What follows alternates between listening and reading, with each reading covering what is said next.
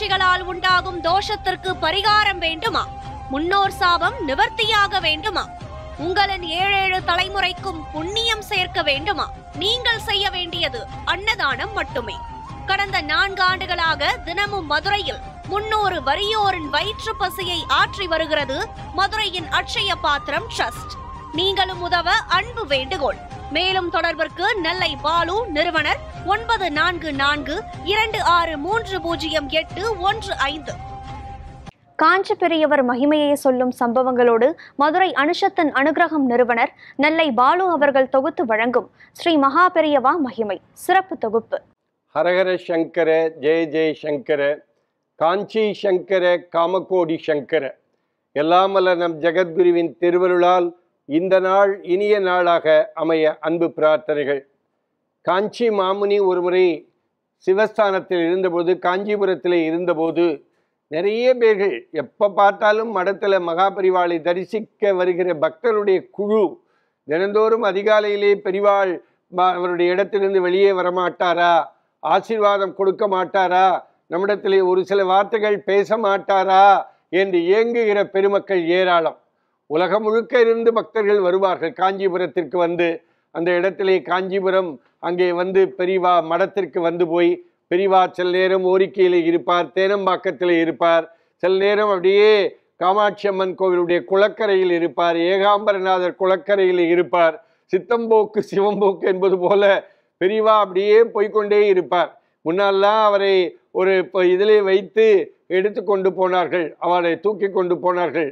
அந்த ஒரு பெரிய ஒரு இது மாதிரி வைத்து கொண்டு அது உள்ளே பெரிவா அமர்ந்திருப்பார். 4 பேர் சேர்ந்து பெரிவாளை கொண்டு செல்வது வழக்கம்.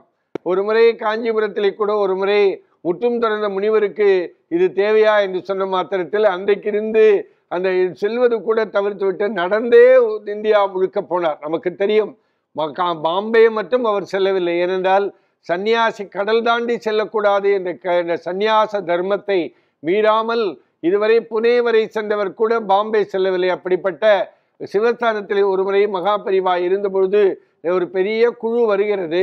அந்த குழுவிலே நிறைய பேர்கள் இருக்கிறார்கள். ஒரு சின்ன குட்டி குழந்தையும் 3 வயது குழந்தை அந்த அவளோடு வந்த பக்தர்கள் குழுவிலே இருக்கிறது.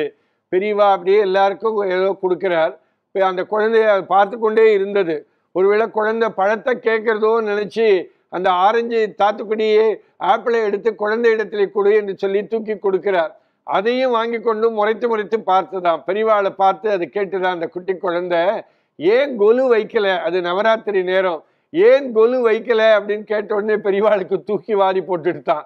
உடனே அங்கே இருக்கிறவா எல்லா இடத்துலையும் சொல்லி ஆளுக்கு ஒரு பொம்மையை வாங்கி கொண்டு வா என்று சொல்லி உடனடியாக படிக்கட்டுகள் தயார் செய்து அந்த இடத்தில் உடனடியாக கொலுவை வச்சு தினந்தோறும் சுண்டல், சக்கரை பொங்கல் என்று பிரசாதம் தினந்தோறும் கொடுக்க பெற்று கடைசியிலே நவராத்திரி முடிஞ்ச பிறகு அந்த கொலு பொம்மையெல்லாம் எடுத்த பிற்பாடு அந்த மடத்தை சேர்ந்த அன்பர் அதை எடுத்து பத்திரமாக வைக்க போன போது பெரியவா சொன்னாராம், இந்த கொலு இதையெல்லாம் ஒன்றும் ப்ரிசர்வ் பண்ண வேண்டாம், அது வரவா எல்லாருக்கும் ஒரு பொம்மையை தூக்கி கொடுத்துடு என்று சொல்லிவிட்டு அடுத்த நவராத்திரி அது காமாட்சி சித்தம், அவள் பார்த்துப்பா என்று சொல்லி அந்த குழந்தையை காமாட்சியாகவே நினைத்து அடுத்த வருஷம் கொலு வைக்கிற பொழுது காமாட்சி பார்த்துப்பா என்று சொன்னதாக தகவல் உண்டு.